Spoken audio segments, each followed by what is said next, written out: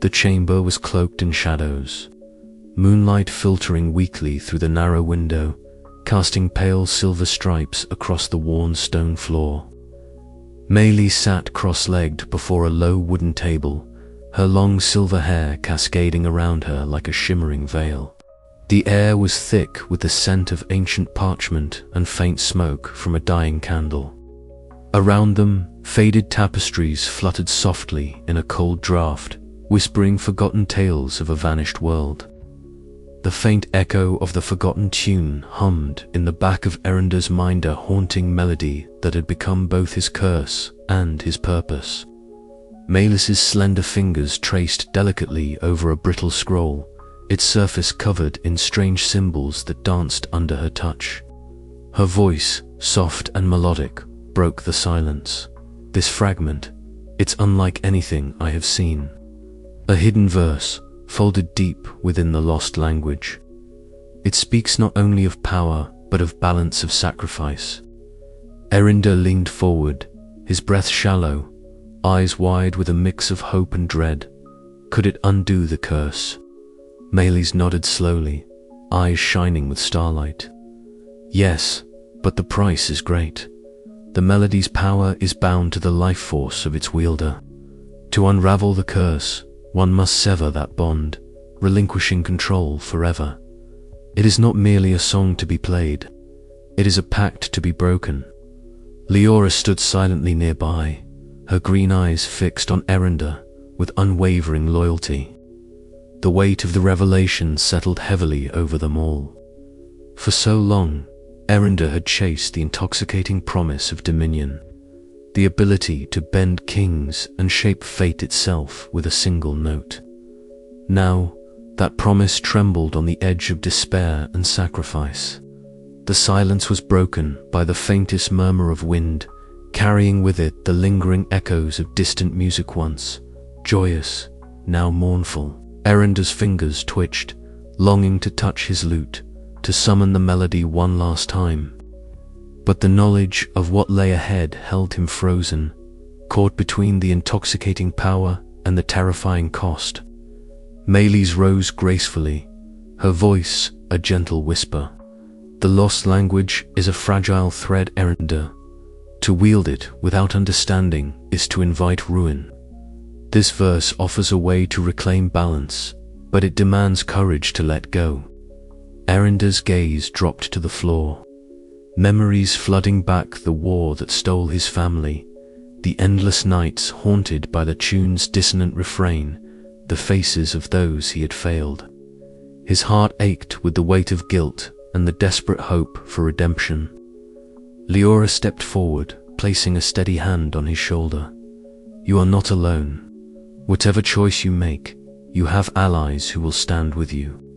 The chamber seemed to pulse with the silent rhythm of fate, the ancient melody weaving around them like an unseen thread. Eryndor closed his eyes and breathed deeply, steeling himself against the inevitable.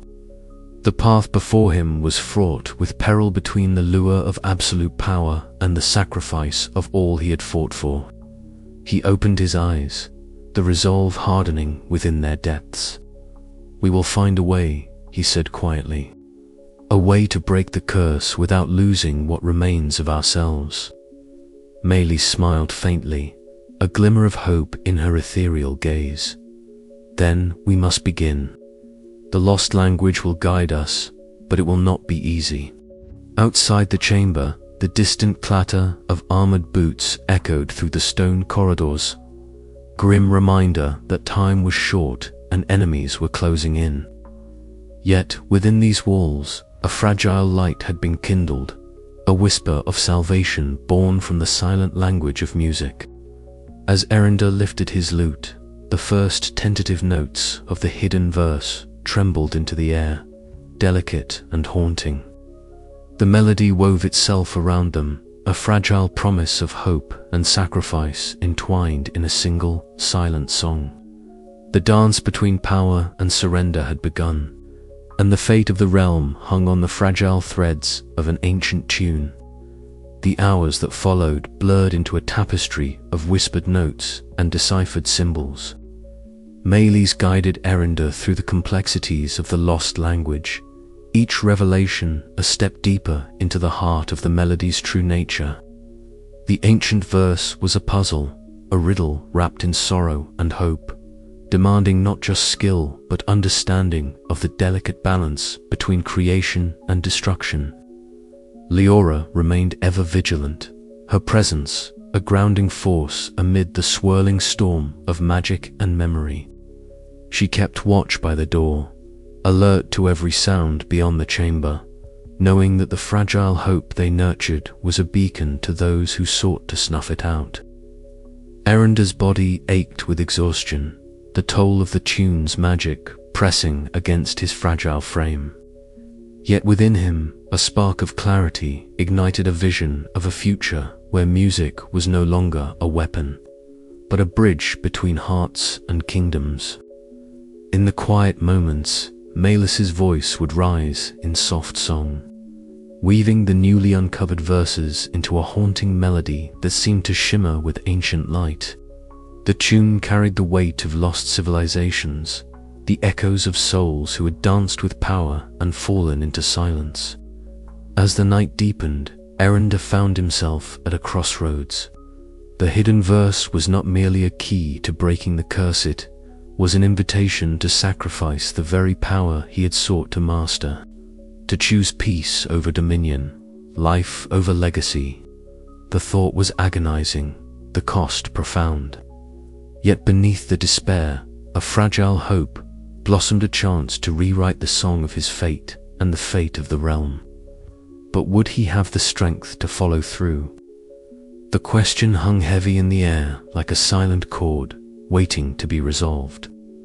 And beyond the chamber walls, the world turned, poised on the edge of a melody that could either bind or break them all. The grand hall of Queen Isildur's palace was alive with murmurs and shifting gazes. A delicate web of power and suspicion stretched taut among the attending nobles and courtiers. I stood apart, my lute strapped loosely to my back, eyes searching for the quiet in the storm of whispered ambitions. Music was magic here, but beneath the melodies, it was the clashing of wills and whispered betrayals that truly shaped destinies. Queen Isildur had summoned me to her private chambers, a gesture both promising and fraught with uncertainty. The polished wooden floor gleamed beneath the soft glow of hanging lanterns, their light casting a warm golden hue that did little to soothe the chill of doubt that clung to the air. As I entered, she regarded me with a calm that barely masked the flicker of worry in her sharp eyes. "Eryndor," she began, her voice a measured melody of diplomacy and caution, "the courts are restless. Rumors of the forgotten tune spread faster than we can contain. My advisors counsel caution, yet some see in you a beacon of hope or a threat." I nodded, feeling the weight of her words settle upon my shoulders. "The power of the tune is not a gift to wield lightly," I admitted, "and its cost grows heavier with each performance. But if we do not understand it, others will exploit it to devastating ends." Her gaze softened briefly, a flicker of trust amid the shadows. "Then we must be vigilant. I will offer sanctuary and resources, but I cannot promise unwavering loyalty. The tides of politics are fickle, and my position precarious." The room seemed to close in around us, the silence thick with unspoken fears. I sensed the fragility of our alliance as keenly as the faint tremor in her voice. Trust was a currency more rare and precious than gold in these halls. Outside, Leora was a steadfast sentinel, her keen green eyes scanning every corridor, every shadow. She moved with the grace of a warrior tempered by years of hard-earned wisdom, unyielding in her determination to protect me.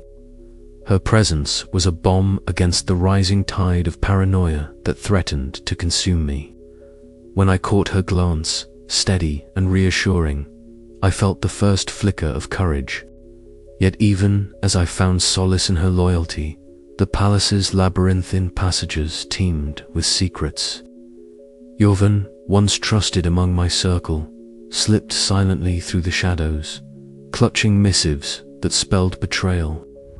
His duplicity was a knife at my back, a stark reminder that enemies lurked not only beyond the palace walls, but within the very heart of those I called allies. That night, I returned to my chambers, the flickering candlelight casting trembling shadows across the ancient manuscripts I had painstakingly collected.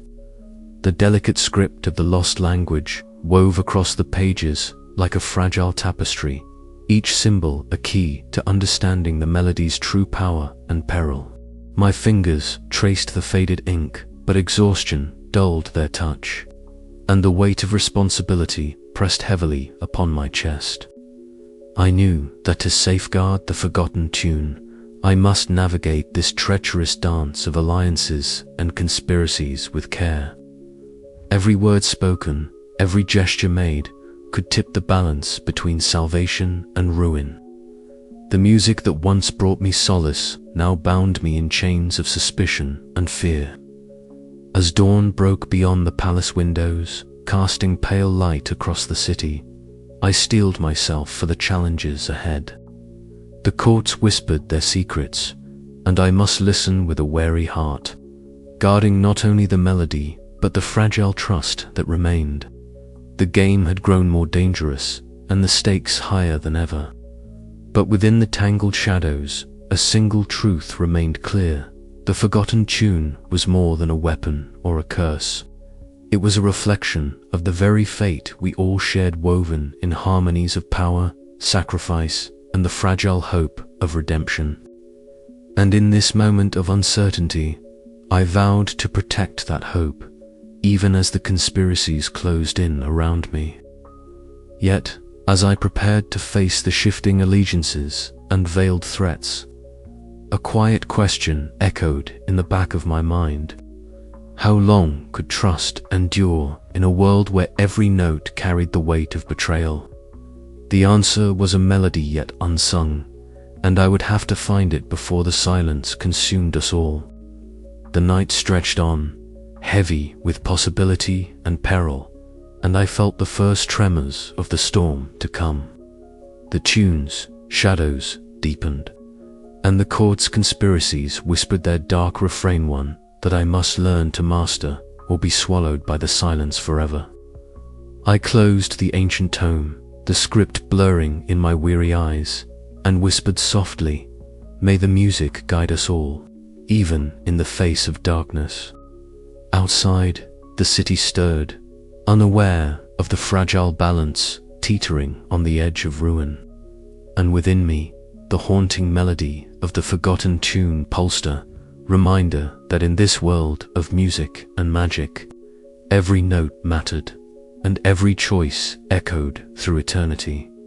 The game was far from over, and I, Eryndor, bard and bearer of the forgotten tune, stood at the heart of its unfolding symphony. The room around me was silent except for the faint crackle of the dying fire.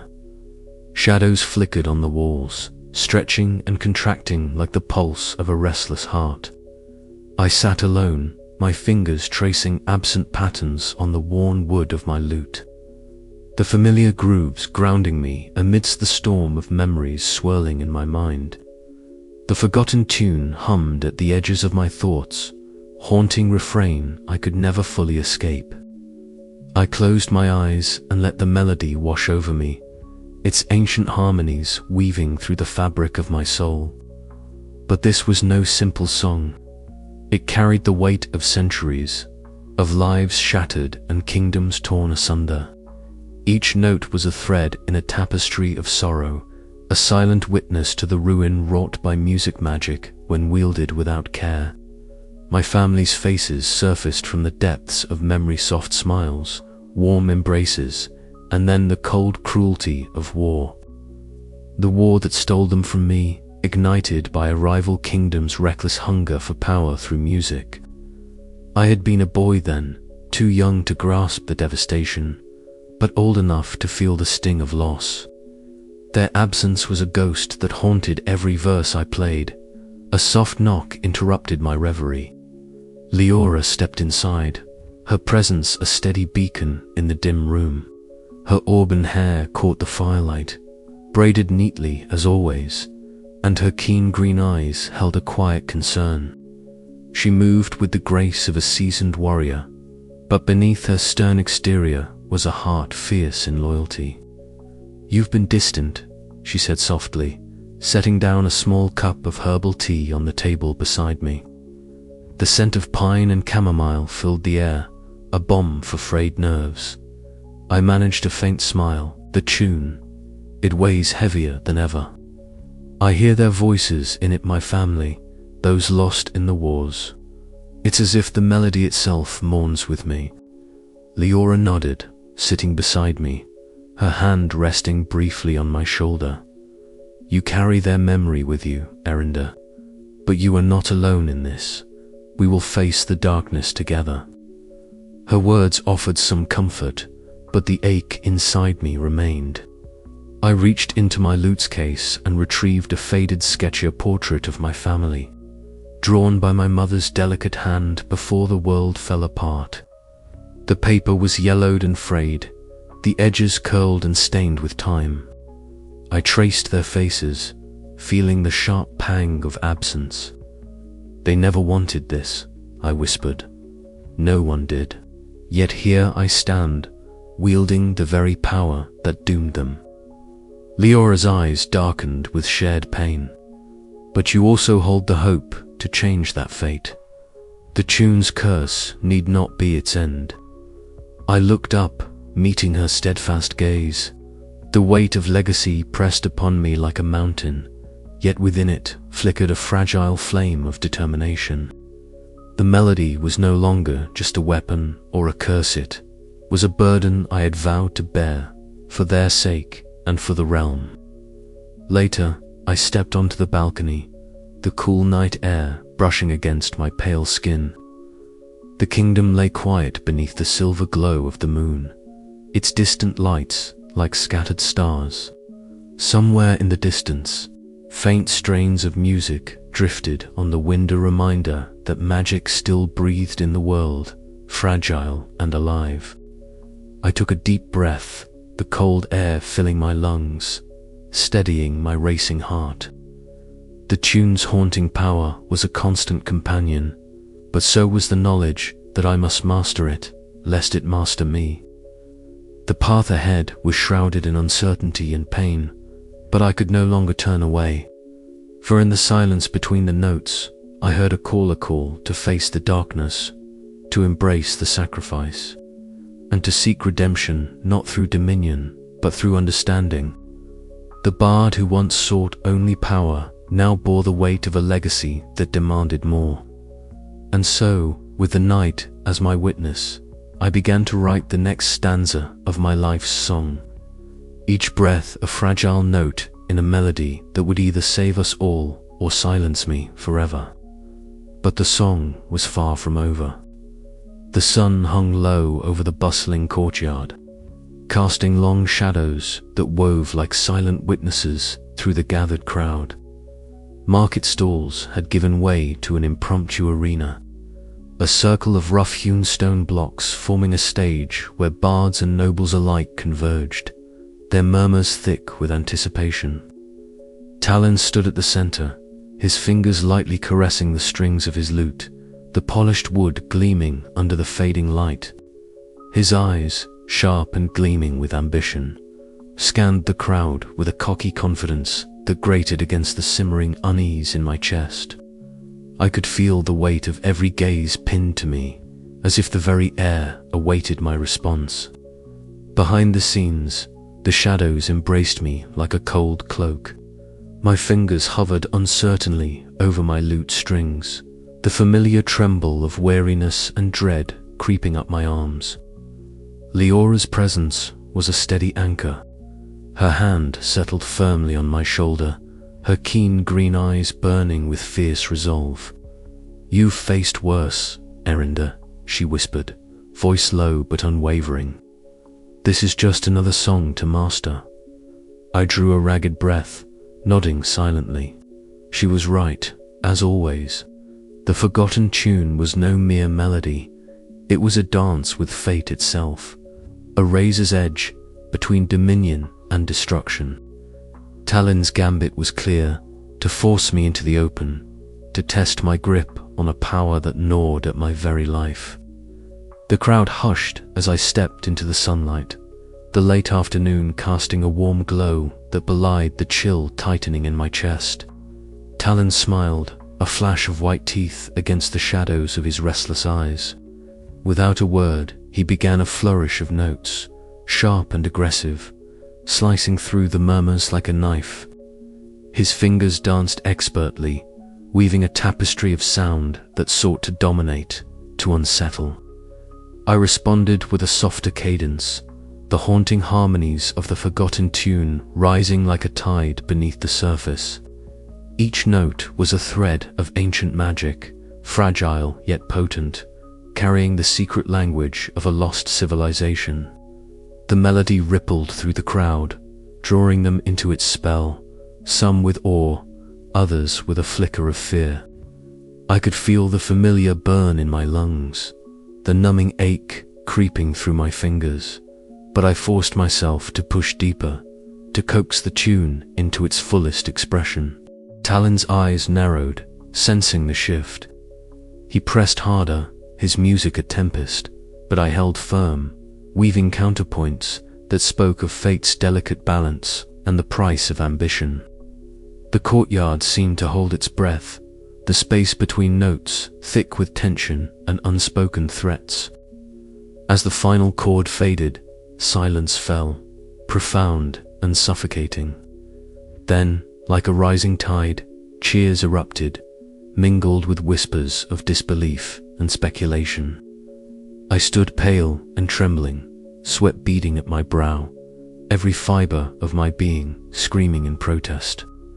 Leora stepped forward swiftly, offering a steadying hand as the world spun dangerously close to collapse. Behind the applause, I knew the battle was far from over. Talon's challenge had only sharpened the knives poised at my throat. The forgotten tune's curse deepened its grip, and rival eyes watched hungrily for any sign of weakness. But I would not falter. This melody was my burden and my salvation, a dangerous dance between power and sacrifice. As the sun dipped below the horizon, casting the courtyard into twilight, I swore to master the tune's deadly song or be silenced forever. Yet, in the depths of my heart, a question lingered. How long could I hold on to this fragile thread before the music claimed me entirely? The gambit was set. The fire sputtered low in the hearth, its amber glow barely reaching the corners of the chamber where shadows clung like old regrets. I sat across from Leora, the weight of the forgotten tune pressing on my chest, heavier than ever. Her green eyes, usually so sharp and unyielding, were softened now, clouded with something I had never seen before: regret. Yes, but also a fierce determination. "You carry more than just the tune, Eryndor," she said quietly, her voice steady but laced with an undercurrent of pain. "There's a burden in your soul that I've only just begun to understand." I nodded, feeling the truth of her words settle in the silence between us. The melodies I played haunted me, each note a thread pulling me closer to an edge I could scarcely see but felt in every aching breath. Yet here was Leora, steadfast as ever, refusing to let me fall alone. She leaned forward, her expression resolute. "I must tell you something," she whispered, as if the walls themselves might betray her confession. "A failure I've carried for years. It cost lives, comrades I was sworn to protect. I thought I could bury it, but it festers still." The room seemed to shrink with the weight of her words. I reached out, my hand trembling slightly as it brushed against hers. The contact was brief but electric, a silent vow passing between us. "You're not alone in this," I told her, my voice firmer than I felt. "Whatever darkness comes, we face it together. Outside, the wind picked up, rattling the window panes with a fury that mirrored the storm brewing in my heart. Leora stood, her silhouette sharp against the flickering firelight, her auburn braids catching the glow like threads of flame. "I will protect you," she vowed, voice resolute despite the tempest outside, no matter the cost. Her words were a balm and a battle cry. In that moment, I realized how fragile my grip on the world had become, and yet how vital her strength was to my survival. The forgotten tune was a siren song, drawing me inexorably toward ruin, but Leora was my anchor, a beacon in the encroaching darkness. As the night deepened, I lifted my lute, fingers trembling as they found the strings. The melody the first played was softer, less commanding, imbued with a fragile hope that seemed to pulse in the quiet room. Leora remained at the window, ever watchful, her presence a shield against the shadows gathering beyond. We neither spoke nor needed to. In the language of music and unwavering loyalty, we had forged a bond stronger than fear. The path ahead was uncertain, fraught with peril and sacrifice, but for the first time in what felt like an eternity, I believed we might endure. The storm outside raged on, but inside that small chamber, a different kind of fire burned, a promise of friendship, resolve, and the unyielding courage to face the melody's deadly dance together. And as the last notes faded into the night, I knew the fight was far from over.